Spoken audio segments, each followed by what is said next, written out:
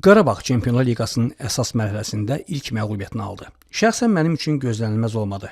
Qarabağ Benficanı da Kopenhagendə məğlub edəndə demişdim ki, hələlik bu qələbələrin keyfini yaşayaq. Real, PSG, Bavariya ilə birlikdə liderlər qrupunda olmağın dadını çıxaraq. Sonraki oyunlarda vəziyyət dəyişə bilər. Və budur, Bilbao'dakı oyunla vəziyyətin dəyişməsi prosesi başlanıldı. Niyə başlanıldı deyirəm? Çünki Qarabağın növbəti görüşdə Chelsea'yə, daha sonra İtaliya çempionu Napoliyə də uduzmaq ehtimalı çoxdur. Gəlin şirin xəyallardan, Benfica və Kopenhagen üzərindəki qələbələrin doğurduğu euforiyadan ayılaq, göylərdən yerə enək, reallığı qəbul edək. Reallıq odur ki, Qarabağ sıradan bir rəqibə yox, İspaniya Liqasının sayılıb seçilən komandalarından birinə. Heyətində İspaniya millisi ilə son Avropa çempionatının qalibi olan 4 futbolçunun yer aldığı Atletik Bilbao uduzub. Niyə uduzub? Çünki rəqib hər cəhətdən Qarabağdan üstündür. Büdcəsindən tutmuş futbolçuların səviyyəsinə, oyun keyfiyyətinə görə. Bəli, Benfica da hər məsələdə Qarabağdan üstün idi, amma Lissabonda hər şey Qarabağın istədiyi kimi alındı. Benfica'nın hazırda yaxşı vəziyyətdə olmaması bir tərəfdən, Qarabağ futbolçularının xarakteri göstərməsi, qələbə əzmi digər tərəfdən, bəxt, şans amili də bir yandan işimizə yaradı və qalib gəldik. Bu isə hər oyunda olmur. Bir dəfə alınırsa, 5 oyunda alınmır. Bəlkə də bundan sonra Qarabağ 10 dəfə Benfica ilə qarşılaşsa, hamısında Portuqallara qazanar. Sözümün canı odur ki, bugün sosial şəbəkədə niyə Qarabağ Bilbao'da Benfica'ya qarşı olduğu kimi oynamadı yazanlar düşünsün ki, nəhənglərin olduğu Çempionlar Liqasında Qarabağ səviyyəsində komandalar öz oyununu diktə etmir. Əksinə, rəqibin imkan verdiyi qədər oynayır. Atletik Bilbao Qarabağa oynamaq imkanı vermədi. Qarabağın 50-ci saniyədə hesabı açması Bilbaolar üçün soyuq duş oldu. Rəqibin dünyaca məşhur baş məşqçisi Valverde başa düşürdü ki, ilk 2 turdakı məğlubiyyət bir yana, öz meydanında Azərbaycan klubuna uduzmağı rəhbərlik ona bağışlamaya bilər. Ona görə bütün silahlarından istifadə etdi. Williams qardaşlarının biri zədələndi, digərinə də Qarabağın müdafiəçiləri istədiyi kimi oynamaq imkanı vermədi. Belə də hər ikisini başqa keyfiyyətli oyuncularla əvəzlədi.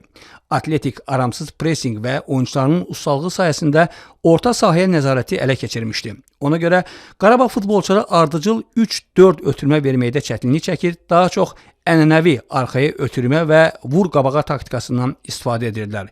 Bikalyo, Kadi, Zubir üçün bu səviyyədə rəqibə qarşı oynamaq olduqca çətin idi. Hücumçumuz onsuz da yox idi. Nərman da bir tərəfdən təsdiqlədi ki, bəli, Qarabağın hücumçusu yoxdur. Amma bu məğlubiyyətə görə Nərimanı günahlandırmaq da düzgün deyil. Qarabağ komanda olaraq, heyət olaraq Atletikdən geri qalırdı. Qarabağ hətta 2-3 milyona legioner hücumçu alsaydı belə, o bir oyuncu Bilbao'da nə isə dəyişə bilməyəcəkdi.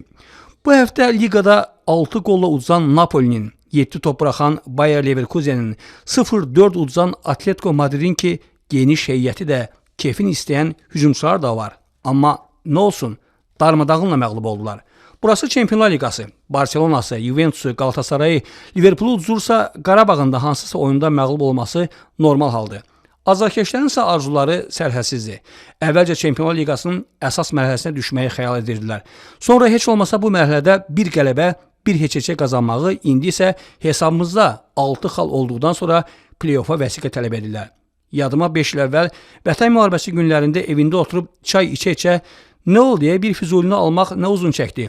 10 gündür döyüşürlər, qabağa gedə bilmirlər. Yazanlar düşdü. Müharibəni Kurtlar Vadisi serialı kimi bilirdilər. Filmdə Polat Alemdar ağ köynəklə qara kostyumunu geyinib 8 gülləli tapancası ilə avtomatı da, pulemyotu da, qumbaratanı da susturub, üstünə toz qondurmadan tək başına bütün dəstəni necə məhv edirsə, bizim əskərdən də Qarabağda o cür irəliləməyi gözləyirlər.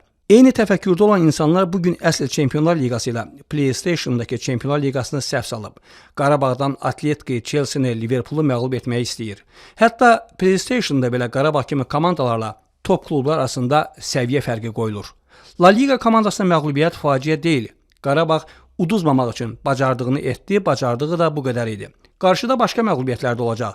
Real yanaşsaq, ümidlə baxsaq, Qarabağın Çempionlar Liqasında qalib gəlib, xal ala biləcəyi oyunlar Bakıda Ajax və Eintracht Frankfurtla qarşılaşmalardır. Chelsea, Napoli və Liverpool oyunlarda isə Benfica maçında olan futbol möcüzəsinə ümid edək. İlkin Fikrətoğlu, xüsusi olaraq Sport Info TV üçün.